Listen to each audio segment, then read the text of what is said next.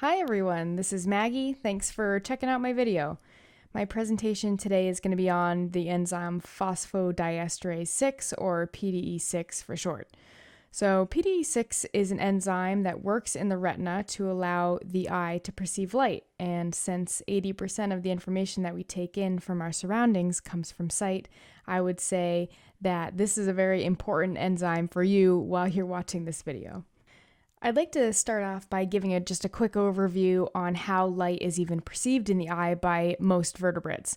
Because we are vertebrates, we have a retina in the eye that contains cones and rods.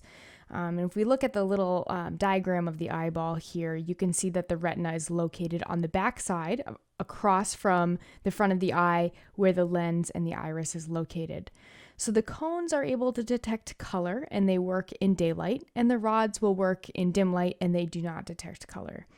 Inside both the rods and the cones are opsins, which are light-sensitive pigments. And when the opsins are exposed to photons, otherwise known as light, they become activated, and we call this photoexcitation. The photoexcited opsins then stimulate the cell membranes of the rods and the cones, and that triggers a signal, which is sent through the retina and into the brain via the optic nerve. And that's when our brain says, oh, hey, there's light there. So let's go a little bit more in depth now and talk about how this specific enzyme, PDE-6, assists in light perception. So inside the rods and the cones are high levels of a molecule called cyclic guanosine monophosphate, which I will just refer to as cGMP from now on.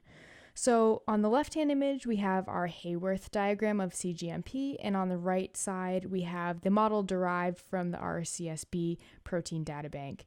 So you can see our cyclic phosphate group is located there on the left, and that's what's going to be targeted by our enzyme.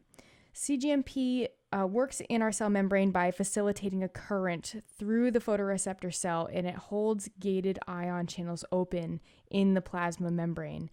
And the enzyme PDE-6 regulates cGMP, so it's going to lower the concentration of cGMP and the ion channels close. This is what leads to membrane hyperpolarization, and that's our signal of light to the brain.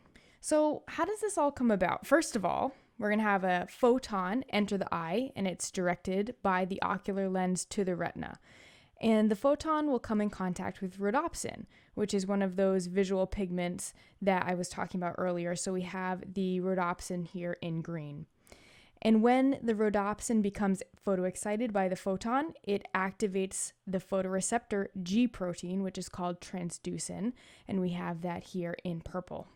When the transducin is activated, it has an alpha subunit that binds to our enzyme, PDE-6, and this binding displaces the PDE-6 gamma subunit and will reveal the site of catalysis. So here we have PDE-6 in yellow, and we have our gamma subunit that's being displaced in orange. So now we have the site of catalysis available, and PDE-6 will rapidly hydrolyze cGMP to GMP. In other words, we're going to break that cyclic nature of the cyclic guanosine monophosphate to just regular old guanosine monophosphate. So when our concentration of cGMP decreases, the ion channel will close, and that means that there's a reduction in the cations that flow through the channel. And this is what causes membrane hyperpolarization, and that leads to photoreceptor synapse.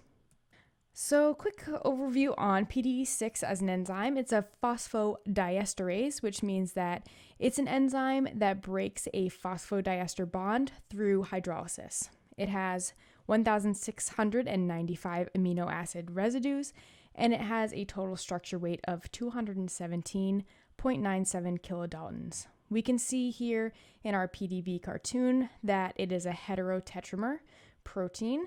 And it's also important to note here that PDE-6 is cGMP specific. The alpha subunits are identified in orange. We have our beta subunits identified in green, and our inhibitory gamma subunits that we saw being displaced to reveal the site of catalysis by transducin are identified in blue on the alpha side and then pink on the beta side.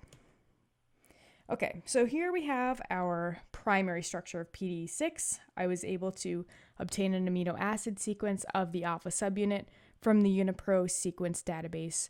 And this consists of 854 residues. I didn't do the full enzyme because that would be a lot to look at.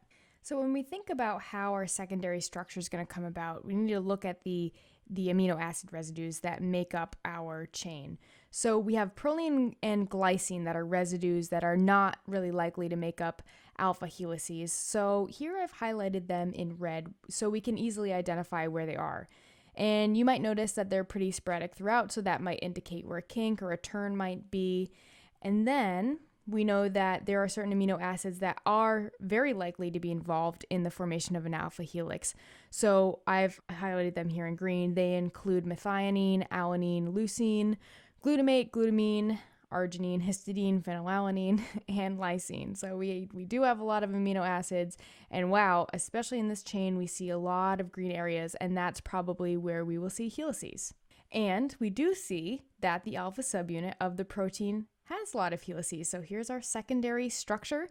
This is the RSCB interpretation of alpha subunit for PDE-6. And when we take our same alpha subunit and we put the ball and stick overlay on, we can see the way that the chain is folded together in 3 dimensions and how the amino acids are working together. And so we can sort of start to visualize the tertiary structure. Putting on a molecular surface overlay, we can see the bumps and the pockets that make up the surface of the alpha subunit. And so we can imagine the tertiary structure. We see here that it's very globular. And because PDE-6 has a quaternary structure, that means we have multiple subunits that interact, and we consider a multimer protein. And remember those inhibitory gamma subunits that were depicted in blue and pink earlier on in this presentation? Well, here we see them again in the quaternary structure right through the middle. So let's talk about how catalysis works in PDE-6. I have some enzymes here that identify where our sites are covered by the inhibitory gamma subunits, just so it's a little bit easier to identify. And when we look in close, we see the cGMP bound in the site of catalysis. Sorry, it's a little blurry in this photo, but here I will have it circled so we can see the cGMP molecule is held in place by hydrogen bonds. The amino acids that are involved in this hydrogen bonding are valine, serine, and threonine, and these 3 residues are considered the active site contacts. So what's really going on when we say that the cyclic GMP is hydrolyzed to GMP?